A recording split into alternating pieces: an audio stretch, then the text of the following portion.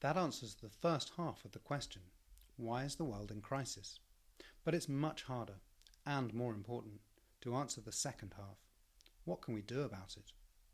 To understand how to answer this, it is useful to think about three timescales: the short term, of the next 5 to 10 years, the medium term, by which I mean the next 30 years, and the long term, hundreds to thousands of years into the future. I think this approach of using three timescales can be applied more broadly than just thinking about transforming our economic system, so I'll begin by discussing them in general terms. I'll go through them in reverse order, from long term to short term, as this helps us envision what a positive future might look like. Firstly, the long term of hundreds to thousands of years. We can't know what the future might be like on such a long timescale, but we don't need to. The point of thinking about this timescale is to orient us.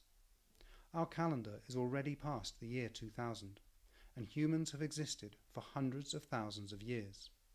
The world will continue existing into the distant future, and if we are to be successful as a species, both humanity and the natural world must not just exist, but actually flourish into the distant future. So as we think about how we want to develop our societal systems, we need to include this long-term, deep future perspective in our thinking, and ensure our short-term actions don't create cumulative problems that may seriously harm future generations.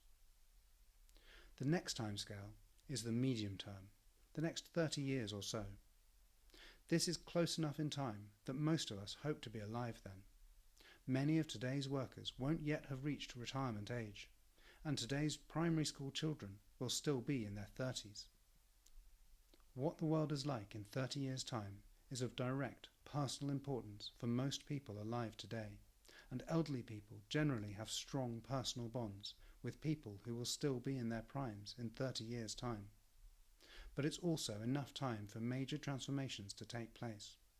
For example, the World Wide Web, the beginning of the modern internet, was launched in 1993, 30 years ago.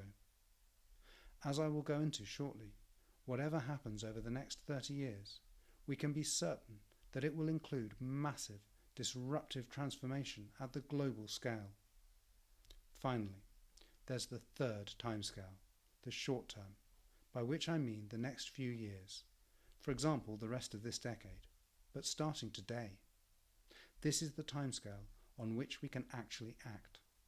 There's no point in thinking of an exciting future in 30 years' time if we can't work out how to make it happen, and we need to begin doing that in the present, which means we need to start acting from within the bounds of what the world is like today. It's tempting to see this issue of having to act from within the bounds of what the world is like today as very limiting. We all have our daily needs and responsibilities, and even those of us who have the freedom and passion to make radical changes to our lives must accept that most of the time, most people don't want to do so. But within the bounds of our current circumstances, we do have the power to make changes. In the context of transforming our global systems, this means we can choose to do things now that will contribute to creating the world we hope exists in the future. We also have the power to change the circumstances that are limiting us.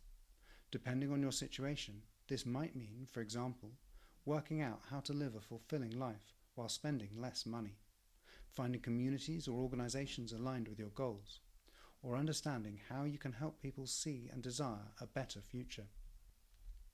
Ultimately, between us we have a huge amount of time, intelligence, resources and willpower, and we need to dedicate more of ourselves and our resources towards positive societal transformation, so we can both avoid a catastrophic future and build a better one.